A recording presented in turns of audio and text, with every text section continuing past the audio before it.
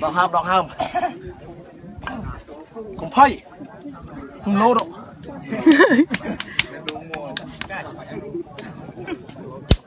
bật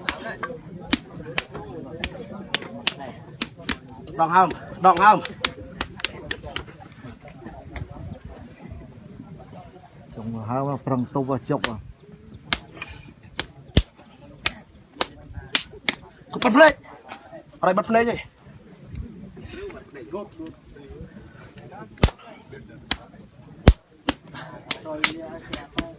thu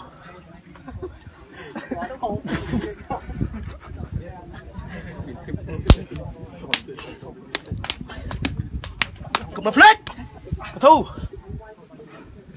Người một rồi dùng nha.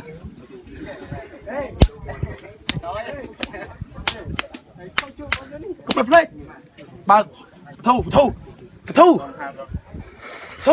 thu rồi Đây trong cái lao đa nó.